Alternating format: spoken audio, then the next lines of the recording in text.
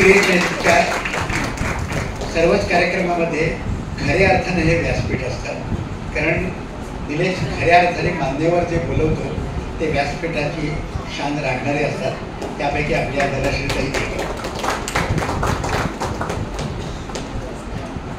धनश्रीताई मला 5-7 मिनिटं दिली होती, तसे 3-4 मिनिटं तुम्हाला मी देतो. नाही, 2 मिनिटं मी घेणार आहे. मॅगी बनवण्याची वेळ, खाण्याची वेळ नाही. तर व्यास क्रिएशन गेले अनेक वर्ष हा उपक्रम करत आहे, आदान प्रदान, आणि त्याच्यामध्ये मी अनेक पुस्तकं दिलेली आहेत. माझ्याकडे साधारणतः 1800 अंतराळ विज्ञान खगोलशास्त्राची पुस्तकं आहेत.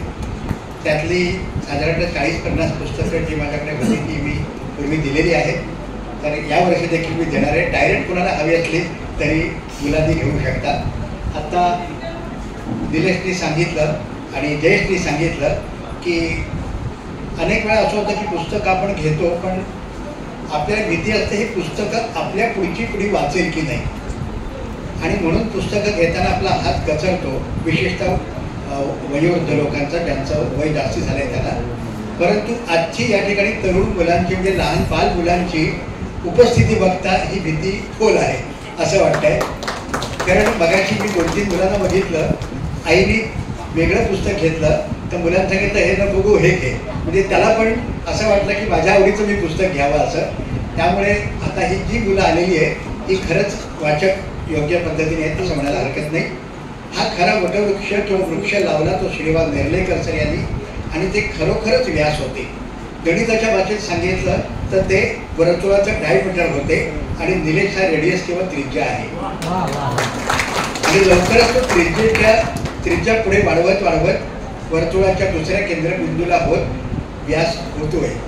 आणि म्हणून निलेशचं मला खूप कौतुक आहे, कारण एवढ्या मोठ्या प्रमाणामध्ये ठाण्यामध्ये त्यांनी कार्य सुरू केलेलं आहे.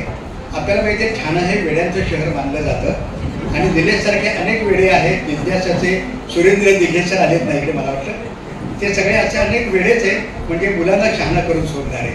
आणि म्हणून रसाळ मॅडम आलेले आहेत सरस्वतीच्या, ह्या सगळे उत्तम शिक्षक या ठिकाणी आहेत. अशोक चिटणीस सर आहेत. या सगळ्यांनी ठाण्याला विद्यार्थ्यांना शहाणा करून सोडलं. तर हे आदान प्रदान त्यांनी सांगितलं जवळजवळ 1.25 लाख पुस्तकांचं आदान प्रदान केलेलं आहे त्यांनी. याच्यावरून आपल्याला कल्पना येईल की किती त्यांचं कार्य मोठं आहे ते. आज त्यांचं प्रकाशन ज्यांची होत आहे त्याच्यामध्ये जयेशचे पुस्तकं माझ्या हस्ते झाली, धनश्री त्यांची 3री आवृत्तीचं आहे. या सर्व लेखकांचं मी पुनश्च अभिनंदन करतो. मला खगोलशास्त्र अंतराळ विज्ञानावरती दिल्यासाठी मी 4-5 पुस्तकं लिहिली होती. संगीत विषयावरती मी जे चिंतन केलेलं आहे त्याचं एक उद्बोधक अशी माहिती देणारं पुस्तक मला लिहायचं आहे. निलेशला मी आत्ताच सांगतो ते मी तुला पुस्तक देतो, कारण बरीचशी माहिती मला धनश्रीकडून मिळालेली आहे. त्यातला एक म्हणजे षड्ज, संगीतच नाही, षड्ज म्हणजे मला माहीत नव्हतं. षड्ज म्हणजे 6 हे मला माहिती होतं. त्यावेळेला मुकुंद असं काय करतात, षड्ज म्हणजे षड म्हणजे 6 आणि ज म्हणजे जन्म घेणे, म्हणजे ज्या 6 स्वरांचा जन्म ज्याच्यातून होता तो षड्ज. म्हणजे आम्ही हा 6चा रियाज का करत होतो ते आम्हाला आता कळलं. ते धनश्री ताईंकडून आम्हाला समजतं, आणि मग आमच्या चिंतनात भर पडते. तेव्हा आज या ठिकाणी जी खऱ्या अर्थाने लहान मुलं आलेली आहेत तीच ही चळवळ पुढे देतील.